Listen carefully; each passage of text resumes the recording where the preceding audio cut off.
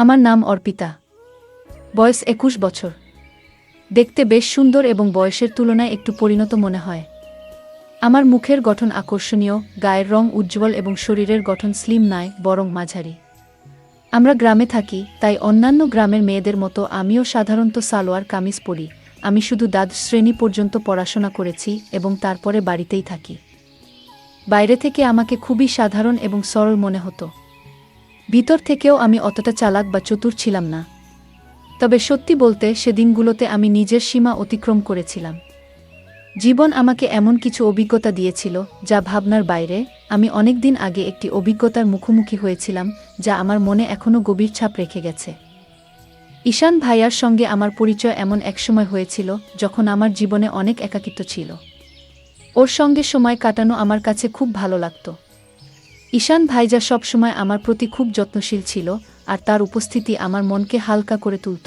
প্রথম দিকে যখন ওর সাথে সময় কাটাতাম তখন শরীরে যেন একটু বাড়তি চাপ অনুভব করতাম। মনে হতো যেন একটু বিশ্রামের দরকার। কিন্তু ধীরে ধীরে সবকিছু স্বাভাবিক হয়ে আসতে লাগল। সময়ের সঙ্গে সঙ্গে আমাদের মধ্যে এমন একটি রুটিন তৈরি হয়ে গেল যে সুযোগ পেলেই আমরা একসঙ্গে সময় কাটানোর জন্য উন্মুখ হয়ে থাকতাম। তবে বাড়িতে অন্য কেউ থাকলে আমাদের একটু ভয় লাগত যদি কেউ দেখে ফেলে। কিন্তু কেউ আমাদের সম্পর্কে কিছু সন্দেহ করত না, কারণ ঈশান ভাইজা সবসময় আমাকে দিদি বলে ডাকত। আসলে আমি বয়সে তার থেকে ১-২ বছরের বড় ছিলাম। তাছাড়া তখন শীতকাল ছিল, তাই সবাই ঘরে নিজেদের কাজে ব্যস্ত থাকত। আর ঈশান আমার মামাতো ভাই। রাতে সবাই নিজ নিজ ঘরে ঘুমাতে চলে গিয়েছিল। আমি এবং ঈশান ভাই আলাদা ঘরে ঘুমাতাম। একদিন রাতে দরজা বন্ধ করে ঘুমানোর পর হঠাৎ একটি ঘটনা ঘটে যা আমার জীবনে ভিন্ন একটি অভিজ্ঞতা এনে দিয়েছিল। তখন আমাদের বাড়ির এক সদস্য, আমার মাম, অনেক বেশি অসুস্থ হয়ে পড়েছিলেন। সেই কারণে আম্মু এবং আমি তাকে দেখতে তাদের বাড়িতে যাই। আমাদের নিয়ে আসার জন্য ঈশান ভাই গাড়ি নিয়ে এসেছিল। প্রথমেই সে এসে আম্মুর পা ছুঁয়ে সালাম করল।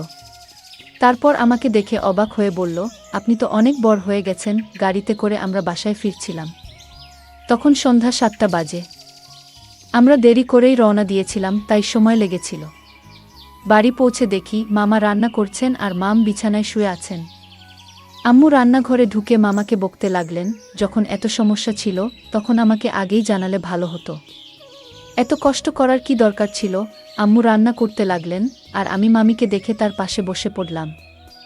মামু আমাকে দেখে বেশ খুশি হলেন, কিন্তু তার শারীরিক অবস্থা খুবই খারাপ ছিল। কিছুক্ষণ পর আম্মু মামিকে খাবার দিলেন এবং নিজ হাতে তাকে খাইয়ে দিলেন। ততক্ষণে ঈশান ভাই আমাকে ডাকলেন। আমি তার দিকে তাকিয়ে জানতে চাইলাম কি হয়েছে। ঈশান ভাই আমাকে তার কথাগুলো শোনানোর জন্য অপেক্ষা করছিলেন, যা পরবর্তীতে আমাকে একটি নতুন অভিজ্ঞতার মুখোমুখি করেছিল। রাতে খাওয়ার জন্য যখন আমি ঘরে ঢুকি তখন ঈশান ভাই খাবার খাচ্ছিলেন। আমাকে দেখেই সে বলল, দিদি চলে আসুন, খাবার খান। আমি বললাম, না ভাইজা, আপনি আগে খান, আমি পরে খাবো। কিন্তু সে আমাকে জোর করেই বসালেন। আমিও খুব ক্ষুধার্ত ছিলাম, তাই বেশি আপত্তি করলাম না। আমরা মজা করে একসঙ্গে খাবার খেয়ে নিলাম, কারণ আমরা আসার সময় চিকেন নিয়ে এসেছিলাম। খাওয়া শেষ হওয়ার পর আমি আম্মুর ঘরে ঘুমাতে যাওয়ার জন্য রওনা দিলাম। তখন ঈশান ভাই বলল, দিদি যদি কিছু মনে না করেন তবে এখানে আমার ঘরেই ঘুমান না। আমি একটু অবাক হয়ে বললাম, না ভাইয়া, আমি আম্মুর কাছেই ঘুমাবো। কিন্তু সে বারবার অনুরোধ করতে থাকল। শেষে আমি বললাম, ঠিক আছে, এখানে থাকবো, কিন্তু আগে আম্মুকে জানিয়ে আসি। ঈশান ভাই আম্মুকে গিয়ে জানালেন যে আমি তার ঘরে থাকছি। এদিকে আমি আমার সালোয়ার কামিজ বদলে ঈশান ভাইয়ের দেওয়া লোয়ার আর টি শার্ট পরে নিলাম, কারণ আমার পোশাকটা একটু বেশি টাইট ছিল। আমাকে সেই পোশাকে দেখে ঈশান ভাই হেসে বললেন, দিদি আপনাকে এই পোশাকেও অসাধারণ লাগছে। তুমি এত সুন্দর কেন? আমি তাকে কিছু বললাম না, শুধু হেসে কথা ঘুরিয়ে দিলাম। এরপর আমি গায়ে চাদর দিয়ে বিছানায় বসে পড়লাম আর ঈশান ভাই নিজের চারপাইতে শোয়ার ব্যবস্থা করতে লাগলেন। তখন আমি বললাম, ভাইজান বিছানাতেই ঘুমিয়ে পড়ুন, এখানে অনেক জায়গা রয়েছে। খাওয়া দাওয়ার পর ঈশান ভাইও চাদরের মধ্যে এসে বসে পড়লেন। ঈশান ভাই ছিলেন খুবই হাসি খুশি এবং মজার মানুষ। তিনি মজার মজার কথা বলে আমাকে অনেকক্ষণ হাসালেন। কথা বলতে বলতে কখন যে রাত 11টা বেজে গেল এবং কখন যে আমি ঘুমিয়ে পড়লাম বুঝতেই পারিনি। সকালে ঘুম ভেঙে দেখি ঈশান ভাই আমার চুল নিয়ে খেলা করছেন। আমাকে দেখে তিনি হাসি মুখে বললেন, গুড মর্নিং দিদি, ঘুম কেমন হলো? আমি হাসতে হাসতে বললাম, খুব ভালো হয়েছে ভাইজা। তারপর আমরা দুজন চাদরের মধ্যে বসে চা খেতে শুরু করলাম। সেই সময় আম্মু আমাদের জন্য গরম গরম চা নিয়ে এসেছিলেন। সকালটা খুবই ঠান্ডা ছিল, তাই চাদরের মধ্যেই চা খাওয়া হলো। ঈশান ভাই তখন বারবার আমার দিকে তাকাচ্ছিলেন। আমি হাসি মুখে জিজ্ঞেস করলাম, কি ভাইজা, এমন করে তাকিয়ে আছেন কেন? তিনি মজা করে বললেন, আপনার চোখ দুটো খুব বড় এবং সুন্দর। সত্যি বলতে দিদি, আপনার চোখের দিকে তাকালে মন ভালো হয়ে যায়। আমি মজা করে তাকে জিজ্ঞেস করলাম, সকালে আমি যখন ঘুমিয়েছিলাম তখন তুমি কি করছিলে? তিনি একটু হেসে বললেন, কিছু না দিদি, আপনার চুল ঠিক করছিলাম। ঈশান ভাই দেখতে বেশ সুদর্শন ছিলেন। তার মুখে তখনও দাড়ি গোঁফ আসেনি। তার ত্বক খুবই পরিষ্কার ছিল এবং আমার চেয়ে সামান্য কম লম্বা ছিলেন। তার এমন কিছু আচরণ মাঝে মাঝে আমাকে একটু অবাক করত। সকালটা বেশ ব্যস্ততার মধ্যে শুরু হয়েছিল। আম্মু ঘরের কাজকর্ম নিয়ে ব্যস্ত ছিলেন আর মামা কাজের জন্য তৈরি হচ্ছিলেন। আমি আম্মুর কাজে সাহায্য করতে লাগলাম। এর মধ্যেই মামা খাবারের প্যাকেট নিয়ে কাজে বেরিয়ে গেলেন। আমার সকালে স্নান করার অভ্যাস অনেক দিনের, তাই প্রতিদিনের মতো আমি স্নান করতে বাথরুমের দিকে যাচ্ছিলাম। কিন্তু আমি জানতাম না যে ঈশান ভাইও এই সময় স্নান করেন। বাথরুমের দরজা খোলার সঙ্গে সঙ্গে আমি লজ্জায় লাল হয়ে গেলাম এবং দ্রুত নিজের ঘরে ফিরে এলাম। ঈশান ভাই তখন স্নানে ব্যস্ত ছিলেন। তার মুখে সাবান ছিল এবং তিনি আমাকে দেখতেও পাননি। কিন্তু আমি এতটাই লজ্জা পেয়ে গিয়েছিলাম যে সেই দৃশ্য বারবার আমার মনে ভেসে উঠছিল। আমি ঘরে বসে নিজের মতো করে কিছু একটা ভাবছিলাম আর একা একাই হাসছিলাম। ঠিক তখনই ঈশান ভাই স্নান সেরে ঘরে এলেন। আমাকে একা একা হাসতে দেখে তিনি মজা করে বললেন, কি হলো দিদি, আজ তো বেশ খুশি লাগছে। ঈশান ভাইয়ের কথা শুনে আমি একটু চুপ হয়ে গেলাম এবং বললাম, না ভাইজান, তেমন কিছু না, আপনার কথাই ভাবছিলাম। তিনি ফোন চালাতে চালাতে পাশে বসে বললেন, আমার ব্যাপারে এমন কি ভাবছিলে যে এত হাসি পাচ্ছে? আমি একটু হেসে বললাম, না ভাইজান, থাক, এটা বলার মতো কিছু নয়। কিন্তু ঈশান ভাই তখন জিদ ধরে বসলেন, না দিদি, বলো না। না বললে আমি ভুল কিছু মনে করব। তখন আমি বললাম, প্লিজ ভাইজান, এটা নিয়ে আর কিছু ভাববেন না। এরপর আমি তাড়াতাড়ি উঠে স্নানে চলে গেলাম। স্নান শেষে আমি নিচে হাফ প্যান্ট আর টপ পরে ফিরলাম। তখনও ঈশান ভাই সেখানেই বসেছিলেন। স্নানের সময় আমি চুলও ধুয়েছিলাম, তাই ঘরে ফিরে চুল শুকোচ্ছিলাম। মজা করার জন্য আমি জেনে বুঝেই পানি একটু ঈশান ভাইয়ের দিকে ছিটাচ্ছিলাম। এটা দেখে হঠাৎ ঈশান ভাই উঠে দাঁড়ালেন এবং আমার চুল ধরে আমাকে বিছানায় বসিয়ে দিলেন। তার আচরণে আমি রাগ করে উঠে বললাম, এটা কি হচ্ছে ঈশান? রাগের বশে আমি তার হাতে একটি মৃদু আঘাত করলাম। এরপর ঈশান ভাই কোনো কথা না বলে চুপচাপ ঘর থেকে বেরিয়ে গেলেন। তার এই আচরণে আমিও কিছুটা হতবাক হয়ে গেলাম। আমার মনে খুব আফসোস হচ্ছিল যে হয়তো আমাকে এটা করা উচিত ছিল না। কিন্তু আমি জানতাম ঈশান ভাই যা করতে যাচ্ছিলেন তাতে যদি আমি তাকে থামাতে কোনো পদক্ষেপ না নিতাম তবে হয়তো তিনি থামতেন না। এরপর আমি তাড়াতাড়ি নিজের চুল ঠিক করলাম এবং গোসল করে আম্মুর কাছে চলে গেলাম। আম্মু শুধু মামির কথা ভাবছিলেন। তিনি ওনার জন্য ওষুধ দেখিয়ে দিয়েছিলেন, গোসল করিয়ে দিয়েছিলেন এবং খাবারও প্রস্তুত করে রেখেছিলেন। তখন আম্মু বললেন, তাড়াতাড়ি ঈশানকে ডেকে আনো। সে গরম গরম খাবার খেয়ে নিক, পরে খাবার ঠান্ডা হয়ে যাবে। আমিও জানতাম যে ঈশান ভাই আমার উপর রেগে আছেন। যখন আমি তাকে ডাকতে গেলাম দেখলাম তিনি ছাদের উপর আছেন। ঈশান ভাই ছাদের উপর বসে ফোনে কিছু দেখছিলেন।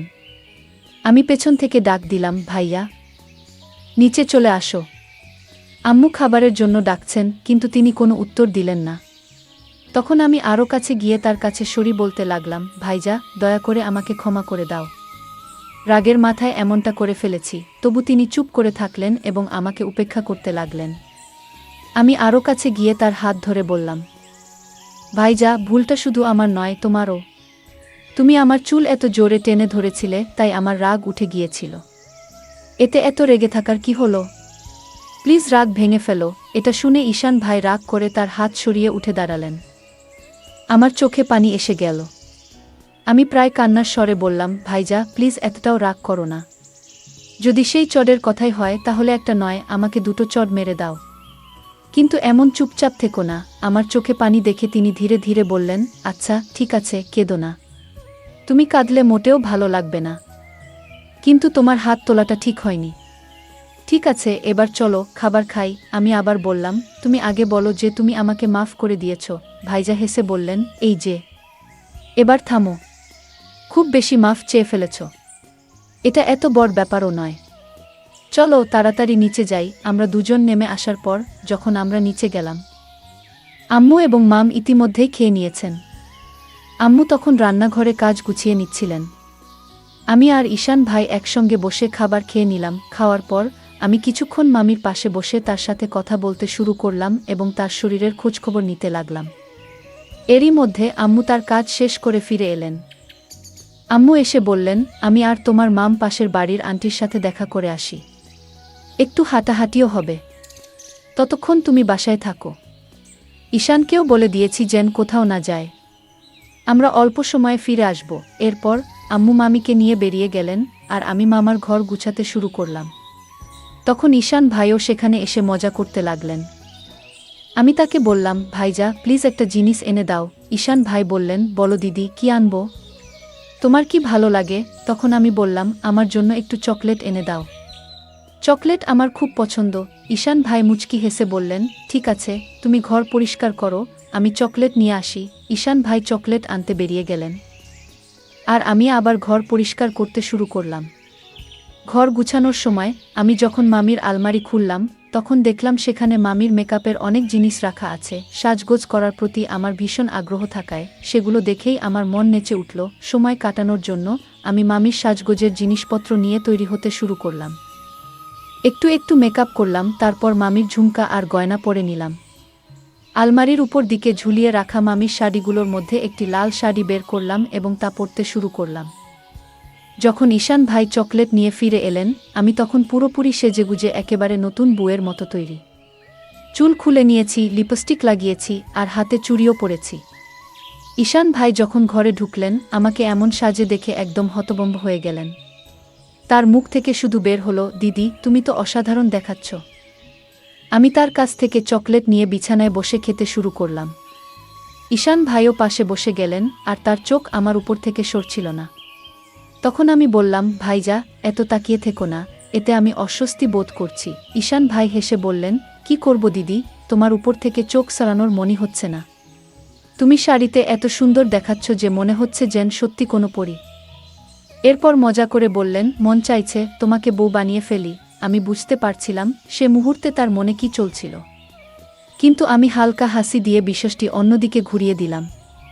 আমি মজা করে ঈশান ভাইকে বললাম, তাহলে আর থেমে কেন? বলো, আমাকে স্ত্রী বানিয়ে কি করবে? ঈশান ভাই একটু হেসে বললেন, থাক দিদি, জানি তুমি ইচ্ছে করেই ভান করছো। আমি তখন বললাম, তুমি কি তাহলে তোমার দিদিরই সুযোগ নিতে চাও? জানো, যদি আম্মু জানেন বা মামা জানতে পারেন আমাদের কি অবস্থা হবে? ভাইয়া বললেন, দিদি এত ভাবনার কিছু নেই, আমরা তো ঘরেই আছি আর কেউ জানতে পারবে না। তুমি শুধু একটা বার হ্যাঁ বলো, আমি সব সামলে নেব। আমি মুচকি হেসে বললাম, তাহলে আগে বলো, তুমি কি আমার এই শাড়ি দেখে এত কথা বলছো, নাকি আগে থেকেই এমন ভাবনা ছিল? ঈশান ভাই হেসে বললেন, সত্যি বলতে তুমি যখন এসেছো তখন থেকেই মনে হচ্ছিল তুমি যদি একবার রাজি হও সব সহজ হয়ে যাবে। আমি মজা করে বললাম, ঠিক আছে, যখন তুমি চাও আমি তোমার কথা শুনি।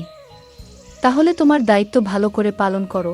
এই কথায় ভাইয়া খুব খুশি হয়ে বলল, ধন্যবাদ দিদি, জানতাম তুমি আমাকে না করবে না, তুমি সত্যিই সেরা। আমি বললাম, থামো তো, এত প্রশংসা করার দরকার নেই। আর সন্ধ্যায় আমার জন্য চকলেট আনতে ভুলবে না। ভাইজা বলল, ঠিক আছে দিদি, যা চাইবে সব আনবো, একটু অপেক্ষা করো। ঈশান ভাই বেরিয়ে যাওয়ার পর আমি একটু অস্বস্তি অনুভব করলাম।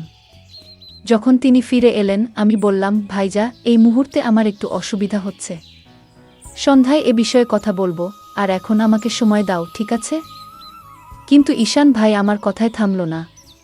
সে শান্ত গলায় বলল, দিদি এত ভাবছ কেন? ভয় পাওয়ার কিছু নেই, সব ঠিক থাকবে। তবে যদি তোমার অস্বস্তি হয়। আমি মুচকি হেসে বললাম, অস্বস্তি হলে তুমি চোখ বন্ধ করে নিতে পারো, তাই না? আমিও চোখ বন্ধ করলাম। সেই মুহূর্তে ঈশান ভাই কিছু বলতে যাচ্ছিল, কিন্তু ঠিক তখনই দরজায় হঠাৎ করাঘাতের শব্দ হলো। আমরা দুজনেই থমকে গেলাম। কিছুক্ষণ পর বাইরে থেকে আম্মুর গলা শোনা গেল, কেউ কি ঘরে আছো? দরজা খুলবে না? আমি সঙ্গে সঙ্গে বিছানা থেকে উঠে দাঁড়ালাম, কারণ আমি শাড়ি পরে পুরো সাজগোজ করেছিলাম আর উপরে ছিলাম মামির ঘরে। ঈশান ভাইয়েরও মেজাজ পুরো নষ্ট হয়ে গেল, কিন্তু ভাইয়ার মুখ দেখে আমার ভেতরে ভেতরে হাসি পেয়ে যাচ্ছিল। তৎক্ষণাৎ আমি ঈশান ভাইকে ঘর থেকে বের করে দিলাম, নিজেও শাড়ি খুলে নরমাল কাপড় পরে নিলাম, তারপর আবার ঘর গুছানো শুরু করলাম। এদিকে আম্মু জানালেন, মামিকে বারান্দায় বসিয়ে রেখে সোজা রান্নাঘরে গিয়ে চা বানাতে ব্যস্ত হয়ে গেলেন।